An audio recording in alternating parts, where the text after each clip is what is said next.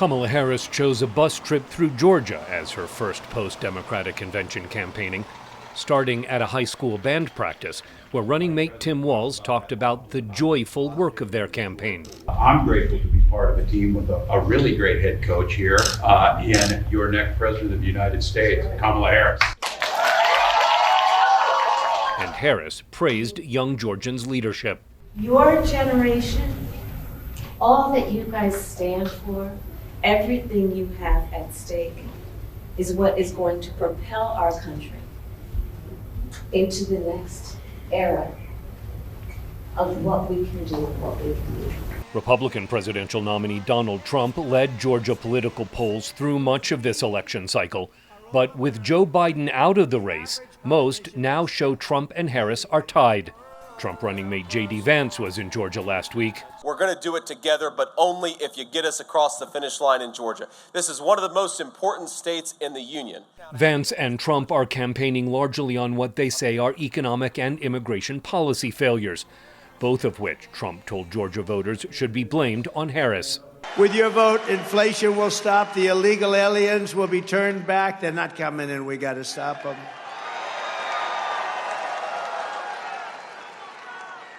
Did you see where she's now saying, oh, we had a very good border, oh, great. They had the worst border in the history of the world. Trump winning Republican votes in Georgia is complicated by his denunciation of the state's popular Republican governor, Brian Kemp, who won re-election 2 years ago despite a Trump-backed primary challenge. Earlier this month, Trump repeatedly blamed Kemp and Secretary of State Brad Raffensperger for his Georgia loss in 2020. Raffensperger and Brian Kemp, your governor, who I got elected, by the way. If it wasn't for me, he would not be your governor. I think everybody knows that. He's a very disloyal person, isn't he? Very disloyal. With Georgia polls tightening, Trump used his social media site last week to thank Kemp for all his help and support in Georgia. Kemp is set to co-host a Trump fundraiser in Atlanta Thursday.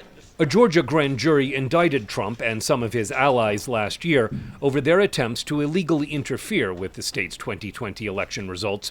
Trump attorneys this week again appealed for the dismissal of those charges in a case that will not go to trial before Election Day. Georgia's State Election Board Monday approved new rules that critics say could disrupt finalizing the state's November election results.